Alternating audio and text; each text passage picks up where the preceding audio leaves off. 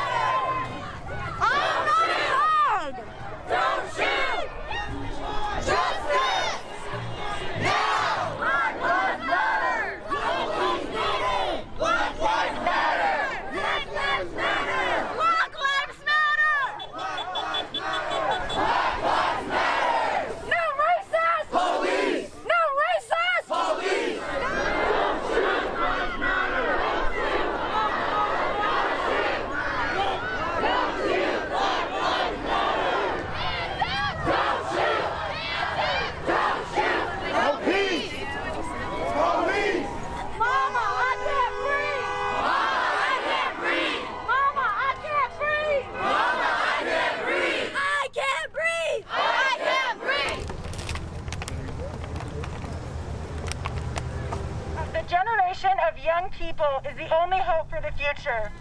We are the ones who need to make the change, but if actions are not taken, change will not take place. If we do not want to live our lives like our past generations, we must act upon our beliefs.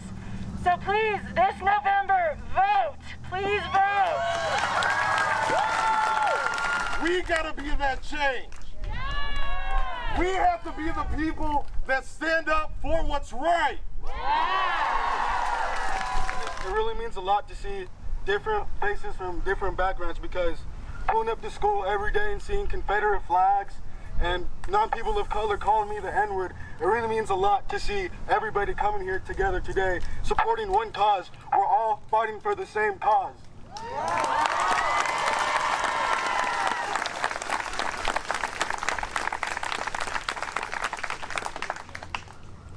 I believe the solution is, it starts with education. We need to stop sugarcoating our history lessons.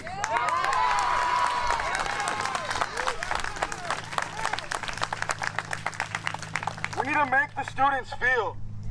All I see around the classrooms is students on their phones, because it's the same history lesson. We spend a brief week covering the civil rights movement and slavery. And as soon as the teacher says, oh, Lincoln issued the Emancipation Proclamation, everybody's like, oh, well, okay, black people were fine. Well, it's not that simple. Nobody knows the history. We're not taught enough.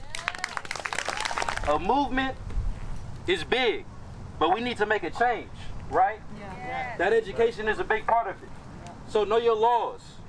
Know your rights as a minority. And when you see somebody in that situation that George Floyd was in, where he's struggling, begging for his life, why not stand up and be that person to stop that? Step in. You have more power than you think. Yes. Everyone who posted that little black square, you got to say more. You got to talk to your family members. It's more than a hashtag Blackout Tuesday, okay? This is a lifestyle for us. I've had my fair share of racism dealt to me. As a kid, freshman, football, doing fundraisers, trying to help my community, help my football team at Turlock. And a lady scared of me because she thought I was selling drugs. I'm 14. Why does anyone have to think that a kid with a different color is out here doing crimes? At my job, I've had people not know what to say to me because they don't think I speak English. Because I'm tan, because I'm brown. And I stand out here with all of you because I know if it's not our African American brothers and sisters, well, next. And then after that, someone else, because they just want to take out anyone that is different.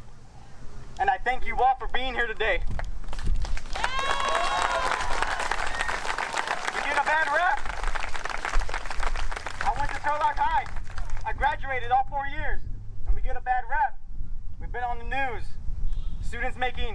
racist comments towards others. And then when I hear friends on the sports teams going out of town and they have to answer to people saying, oh, you're from that racist school, right? And they have to say, I know, I'm sorry, but that's not all of us. Right. We have the same heart. Our blood in our veins is the same. Our love for our families, for our brothers, is the same. You want peace? You want peace? You want change? You held your politicians accountable because you know what? They forgot. They think we work for them. We do not. They work for us. Sí, se puede. Sí, se puede. Sí, se puede. Sí, se puede. I come from the time I graduated Turlock High in 1991, letting you all know my age. I came from the Rodney King time. I came from the time where nothing happened. We didn't have voices like you guys do. Young brother, it's not true that you don't have a weapon. Your voice is your weapon. Your voice is your weapon. Say that. Your voice is your weapon.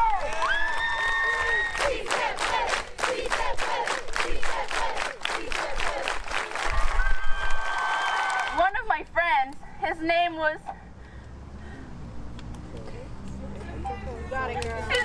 Tommy Forrest III. He was 14 years old when he got shot 11 times by the cops. He was at my house. We were walking to the bakery because he loved Mexican bread. and my mom is very, very Mexican. So we were walking up our street, and apparently someone called the cops on him because it seemed like he was trying to break into a house. A 14-year-old, he was just jumping on the dry leaves. You know, he loved that. It was fall. That's what you do when you're a kid, you know? And I'm sure y'all know. He was a baby. They shot him once. He didn't fall because he was in shock. They shot him 9 times, and then 1 in the head. Tommy Forrest III! Tommy Forrest!